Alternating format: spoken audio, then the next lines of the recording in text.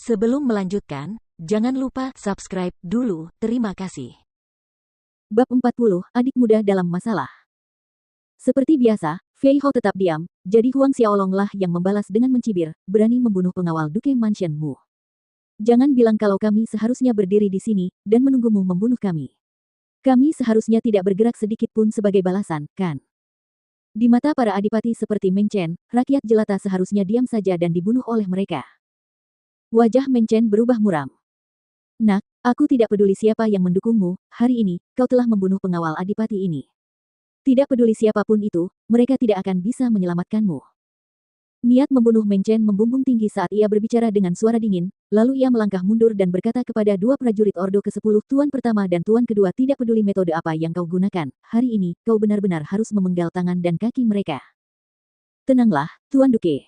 Tuan pertama dan Tuan kedua saling berpandangan dan menyetujui perintah Meng Chen. Dan Ordo ke-9 dan ke-8 juga menjawab dengan keras.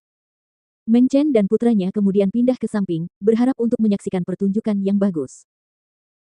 Meng Chen mengamati pemandangan di hadapannya dengan dingin, meskipun ia sudah menduga bahwa jika seorang anak kecil seperti Huang Xiaolong memiliki pengawal Ordo ke-10, tentu saja, itu berarti ia memiliki latar belakang yang tidak biasa.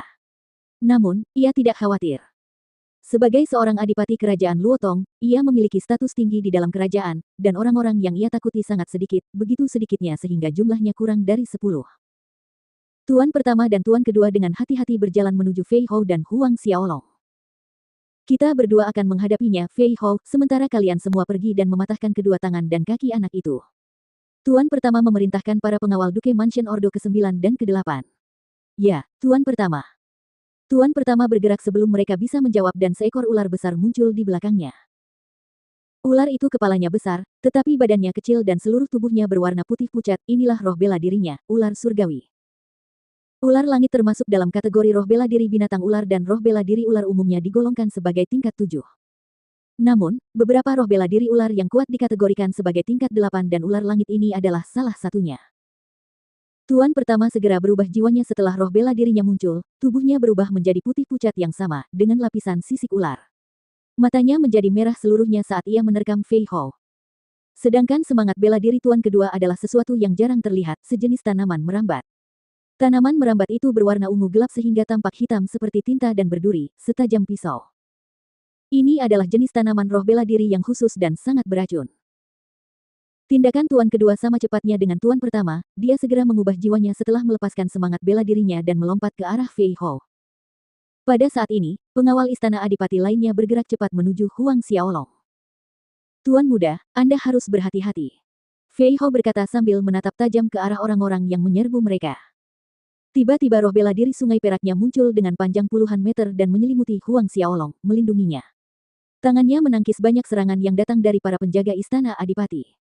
Monyet ungu kecil di bahu Huang Xiaolong tampak sangat tenang.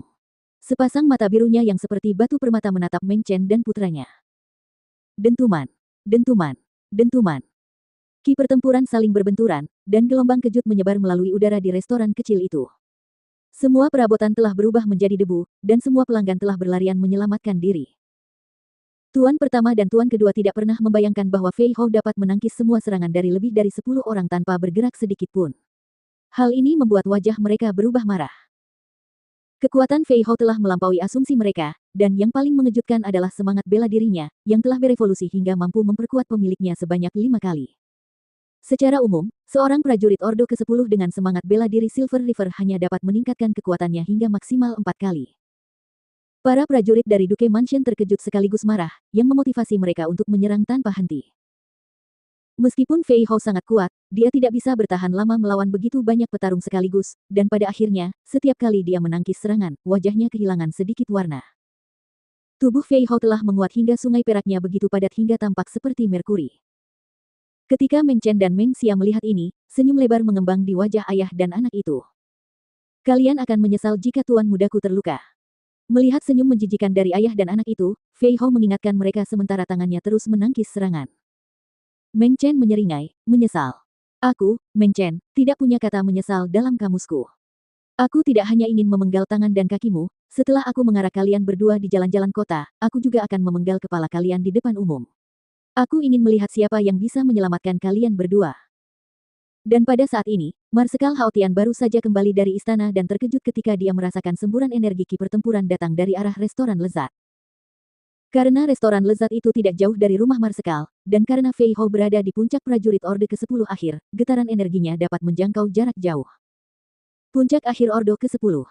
Alis Marsekal Haotian berkerut. Meskipun pertarungan sangat umum terjadi di kota kerajaan, namun jarang sekali melibatkan prajurit Ordo ke-10. Marsekal, sepertinya itu berasal dari lokasi restoran lezat. Seorang penjaga di samping Haotian berkomentar. Dan saat ini, kapten penjaga yang menjaga pintu masuk utama rumah Marsekal melihat bahwa Marsekal telah kembali, dengan cepat pergi untuk melapor. Marsekal, beberapa saat yang lalu, seseorang datang dan berkata bahwa dia adalah saudara muda Anda dan dia mengambil piring emas Marsekal di sini, ingin bertemu Marsekal. Kapten penjaga itu kemudian mengambil piring emas dan menunjukkannya kepada Marsekal Haotian. Adik muda. Haotian mengambil piring emas dari kapten penjaga, kegembiraan tampak jelas di wajahnya. Ini adalah piring emas yang dia berikan kepada adik laki-lakinya lebih dari 1 dekade yang lalu. Di mana adik mudaku? Tanyanya. Sudah lama sekali ia tidak bertemu dengan adik muda Fei Hou, dan ia tidak menyangka adik mudanya akan ada di sini. Saat mereka bertemu, mereka harus minum bersama lagi. Kapten pengawal itu ragu-ragu sejenak, lalu dengan jujur melaporkan, menjawab Marsekal, ketika dia ada di sini, saya memberitahu dia bahwa Anda dipanggil ke istana dan dia meninggalkan piring emas ini dan pergi, mengatakan bahwa dia akan menunggu Anda di restoran lezat. Restoran lezat. Wajah Haotian tampak muram, saat dia terus merasakan energi ki pertempuran yang terus meningkat datang dari arah restoran lezat. Mungkinkah adik muda dalam masalah? Adik Fei Hou ada di restoran lezat, dan ada ki pertempuran yang saling berbenturan terpancar dari sana. Tidak banyak kebetulan di dunia ini, itu pasti adik. Dalam waktu kurang dari sekejap, Haotian yakin akan hal itu. Mengapa kau tidak mengatakannya lebih awal? Haotian membentak kapten penjaga itu. Kapten pengawal itu sangat ketakutan sehingga hatinya hampir hancur, dia belum pernah melihat Marsekal dalam keadaan marah sebesar itu. Marsekal, kapten pengawal itu mencoba menjelaskan, tetapi Haotian tidak mau mendengarkan. Sebaliknya, dia berteriak keras ke langit, Iron Claw condor. Jauh di udara, teriakan tajam seekor elang terdengar mengikuti teriakan Haotian dan seekor burung kondor abu-abu besar muncul, panjangnya sekitar 5 meter, sayapnya yang keabu-abuan tampak seperti terbuat dari besi yang memantulkan cahaya tajam di bawah sinar matahari. Cakarnya yang besar tampak seperti dapat mencabik gajah dengan mudah. Haotian melompat ke punggung Iron Claw condor, dan mereka menghilang ke arah Delicious Restaurant. Di seluruh kerajaan Luotong, selain penguasa kerajaan, hanya Marsekal Haotian yang diizinkan terbang di kota kerajaan.